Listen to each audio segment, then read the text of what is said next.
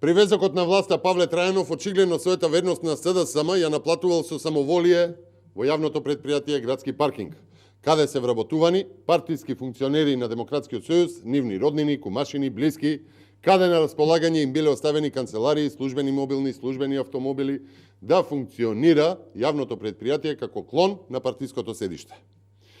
При тоа, да имаат комоција, да тргуваат со влијание, со гонини да нудат и обезбедуваат бесплатен паркинг во Скопје, додека цените за паркингот растеа за сите други.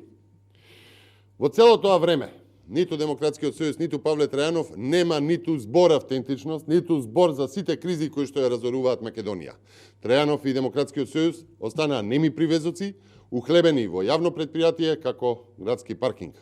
Почитувани, единствената спрега на Демократскиот сојуз и Павле Трајанов со власта не е прашањето дали ќе има измени на изборниот законник, тема на копче по потреба на власта, туку дали сега ќе се успее административно да се преместат функционерите од Демократскиот сојуз од паркинзи во друго јавно предпријатие, каде повторно нема да се работи, а ќе се зема плата.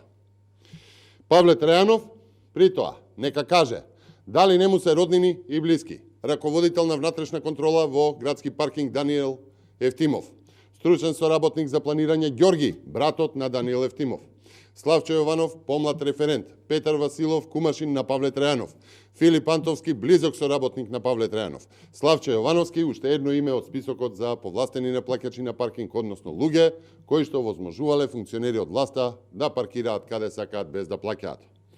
Почитувани, власта во Македонија ја диктираат сателити и привезоци како Павле Трајанов, а мнозинството зависи од нивниот глас.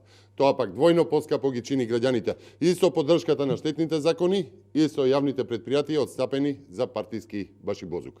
Ви благодарам.